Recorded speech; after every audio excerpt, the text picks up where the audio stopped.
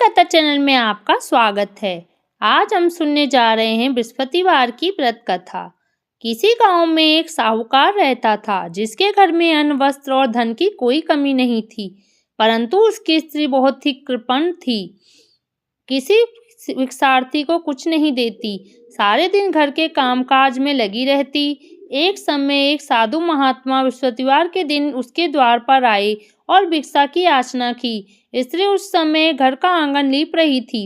इस कारण साधु महाराज से कहने लगी कि महाराज, इस समय तो मैं घर लीप रही हूँ, आपको कुछ नहीं दे सकती, फिर किसी अवकाश के समय आना। साधु महात्मा खाली हाथ चले गए। कुछ दिन के पश्चात वही साधु आए। उसी तरह भिक्षा मांगी। साहूकारनी उस समय लड़के को खिला रही थी। कहने लगी, महाराज मैं क्या करूं, अवकाश नहीं है, इसलिए उसको भिक्षा नहीं दे सकती। तीसरी बार महात्मा आए तो उसने उन्हें उसी तरह से टालना चाहा, परंतु महात्मा जी कहने लगे कि यदि तुमको बिल्कुल ही अवकाश हो जाए तो मुझको भिक्षा दोगी।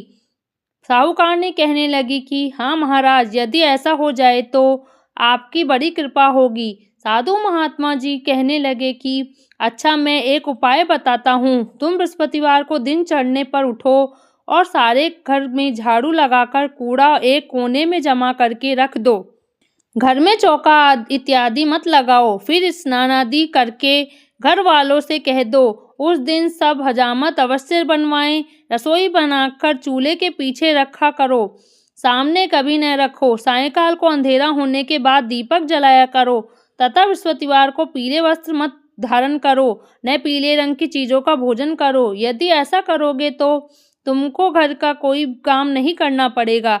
साहूकारनी ने ऐसा ही किया। बृहस्पतिवार को दिन चढ़े उठी, झाड़ू लगाकर कूड़े को घर के में जमा कर दिया। पुरुषों ने हजामत बनवाई, भोजन बनवाकर चूल्हे के पीछे रखा।